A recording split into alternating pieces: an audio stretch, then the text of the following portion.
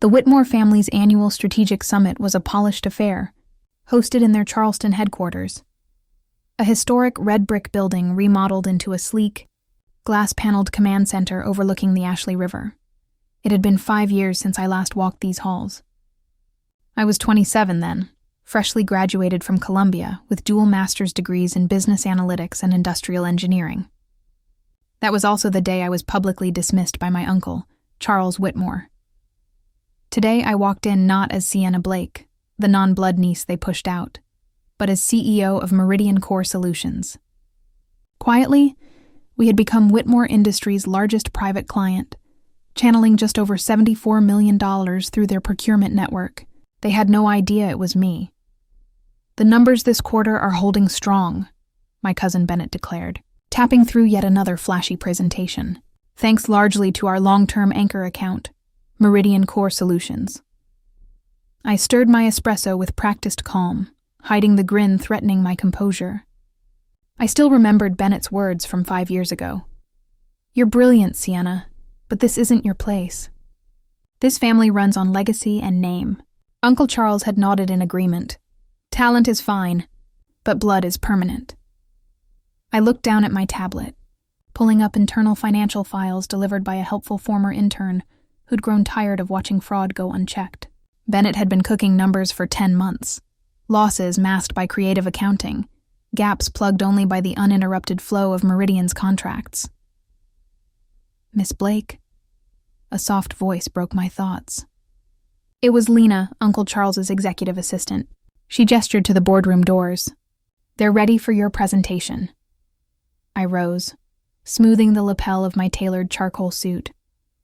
Sharp lines, understated power, a far cry from the department store dress I wore when I was told I'd never be Whitmore material. As I approached the podium, Bennett froze mid-slide. "Sienna, what are you doing here? This meeting is for senior executives only."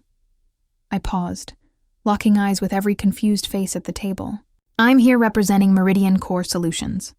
We need to renegotiate our contracts immediately, before renewal." Silence. Uncle Charles narrowed his eyes. "That's not how this works. Meridian always sends a contracted intermediary." I smiled. "They do, and you're looking at her." Silence. Ben looked like he'd forgotten how to blink. My cousin Caroline dropped her silver stylus onto the conference table, the sound oddly loud against the tension in the room. Then came the wave. The slow, sinking realization sweeping across every carefully powdered face in the boardroom. That's not possible," Uncle Charles finally said, his voice catching. You're running some small consulting firm?" "We did a full background check," Caroline added, brows furrowing. "You were with what? A boutique operations group?" I tapped my tablet. The screen behind me shifted to my own presentation. "The boutique group was a front," I said evenly. "Meridian Core Solutions, formerly Blake Systems Integration, is mine. I've owned and scaled it for the last 5 years." A collective gasp. Someone actually whispered, "No," just like that. The girl they dismissed had become the woman their survival depended on. The first slide illuminated with quiet power. Meridian Core Solutions 2023 Audited Financial Summary. Annual revenue, 2.3x that of Whitmore Industries. 12 international offices, a global logistics footprint that dwarfed their regional reach. And beneath that, a client roster spanning 9 Fortune 500 companies. Bennett shot to his feet, his face drained of color. You can't be what?" I interrupted, cool and calm. "The intern you mocked at the leadership mixer? The niece who didn't have the Whitmore pedigree? Or the woman who owns the company currently keeping your balance sheets from imploding?" The boardroom rippled with murmurs. Heads turned, eyes narrowed. "We would have known," Bennett insisted. "Would you?" I raised an eyebrow. "The same way you knew about the $7,900,000 concealed through deferred receivables and fake inventory allocations." He froze. Around him, the directors turned to one another, alarmed whispers rising. "I've spent the past 5 years turning Meridian into what it is," I continued, voice unwavering. "While you were too busy clinking champagne over my absence, I became your biggest client and your last safety net." Across the table, Uncle Charles gripped the armrest of his chair, knuckles white.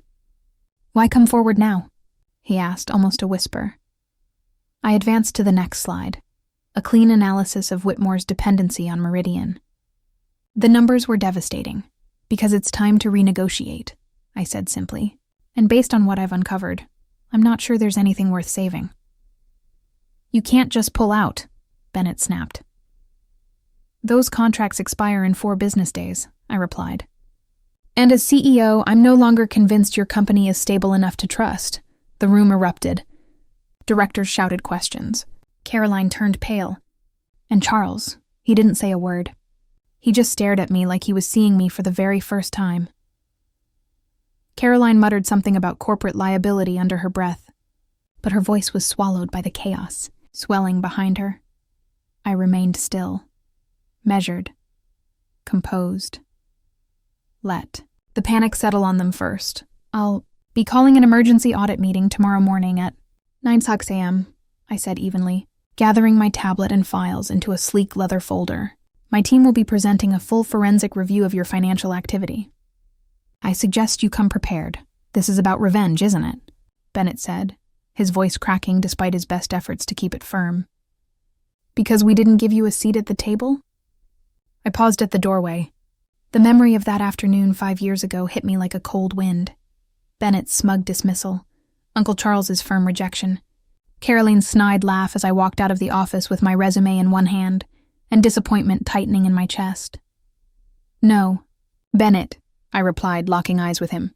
This isn't revenge. I took a step closer. This is business. The same business you said I'd never understand. I glanced at my watch. 9 sharp. Don't be late. I turned, letting the tension marinate behind me. The voices fractured. Caroline demanding clarification. Charles barking orders. Bennett babbling defenses. No one believed anymore. Michael stood waiting by the elevator, professional as always, offering a chilled bottle of sparkling water.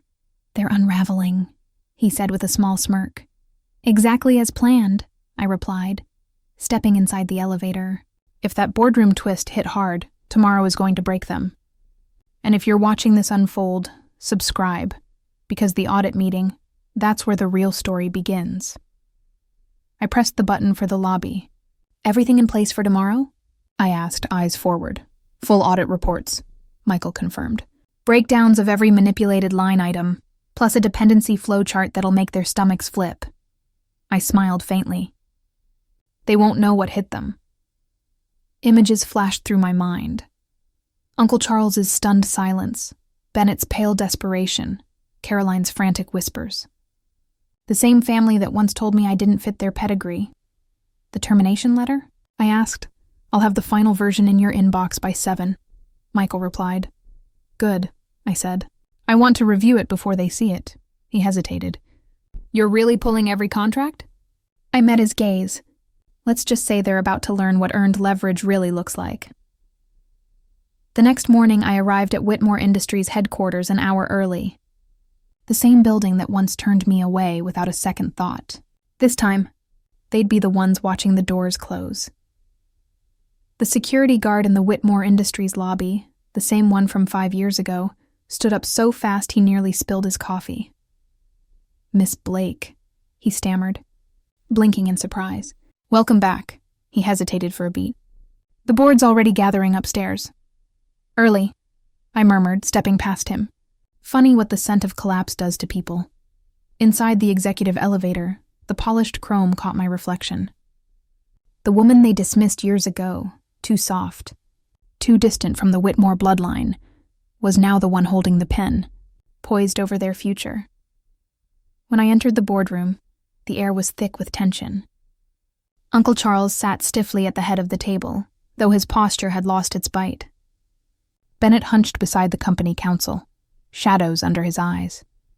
The independent board members were already murmuring, flipping through the summaries they'd received earlier that morning. Behind me, my audit team entered in silence, analysts, forensic accountants, and operations strategists, each one handpicked, each one embedded in this company's ecosystem for years. Watching, gathering, waiting. I stepped to the podium and met the room with a calm smile. Good morning. Shall we begin? Sienna, Charles said, his voice stripped of its usual control. Before we proceed, perhaps we could speak privately. I tilted my head. I straightened in my chair. I think we've had enough whispered family debates, don't you? Michael caught my glance. He understood. Reports slid from his hands, pages fluttering across the table like a sudden storm. Gasps rose. A sharp curse cut the silence. "This can't be right," someone muttered, flipping through the damning figures. "Oh, it's accurate," I replied, advancing the presentation to the first slide. "Let's start with the so-called creative accounting." My eyes locked on Bennett. "Would you care to explain how more than $7.8 million in losses were quietly disguised as operational irregularities?" His lawyer opened his mouth, but I silenced him with a raised hand. "Or shall we skip to the phantom clients, the imaginary assets, or the simple truth that without Meridian Core Solutions, Whitmore Industries is already insolvent?" "You're trying to destroy us," Bennett croaked. "No," I said evenly. "You managed that all on your own." "We're still family," he added, voice unsteady. "Family?" I repeated, my tone sharp. "Was that before or after you told investors I wasn't fit to lead? Or when Uncle Charles reminded everyone my bloodline wasn't pure enough for the Whitmore legacy?" "That was years ago," Charles interrupted hastily. "Exactly," I answered. "While you polished your fading crest, I built something real." Another slide appeared.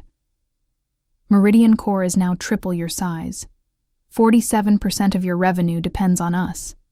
And as of next week, that stream dries up." The room erupted, voices clashing, chairs scraping, lawyers whispering in frantic circles. One director swore openly, crushing his copy of the report in trembling hands. "I never meant for it to unravel like this," Bennett muttered, sinking back, his confidence dissolving. "You can't just walk away, Sienna," Charles barked, face red with rage. "We'll take you to court." "On what grounds?" My voice was colder than the AC thrumming through the vents. "That your niece outperformed your entire board? That your son falsified reports so thoroughly the SEC could indict tomorrow? Please, let your attorneys depose Bennett. I'd love to see him explain the fake invoices and buried liabilities to federal investigators." Silence pressed down until Mr. Halford, his crimson tie catching the light, spoke carefully. "Miss Blake, we may need to discuss immediate leadership transitions." "This is our company!" Bennett gasped. "Perhaps not," I said, sliding a sealed envelope across the table. Inside, 2 choices. First, Bennett resigns, the board installs independent oversight, and Meridian continues as partner under strict audits. Second, I walk. Every contract ends, and my report goes straight to the government. "You've twisted this into revenge," Bennett snapped, voice fraying. "No," I whispered. "It's exactly what you taught me. Business is merciless, and belongs only to those who prove they deserve it." I gathered my tablet, paused at the door, and added, "I'll be in the office you once said I'd never earn, the CEO suite. Funny how things turn." By nightfall it was done. Bennett resigned quietly. Charles, stripped of power, faded into retirement. Whitmore Industries, once a fortress of nepotism, now stood under my command. Michael entered with champagne and 2 glasses. "Congratulations," he said with a grin. "Not a takeover," I replied, watching Bennett and Charles pack their legacies into cardboard boxes. "Just business, the kind they swore I'd never understand." My phone buzzed relentlessly. "You humiliated your uncle. You tore us apart. You've ruined everything." I silenced them all. Instead, I reopened a rejection email from Charles, dated 5 years earlier. "Sienna, you lack the instincts for leadership. Perhaps a support role would suit you better." I printed it, placed it on my new desk, and smiled. By sunset, the message was undeniable. I hadn't fought for their table. I built my own. And in the end, they had no choice but to sit around mine. Sometimes success isn't vengeance, it's proof. Proof that rejection was the spark, not the end. Proof that quiet strength always outlasts noise. Uncle Charles had been right about one thing, though. I was never qualified to work at Whitmore Industries. I was qualified to own it.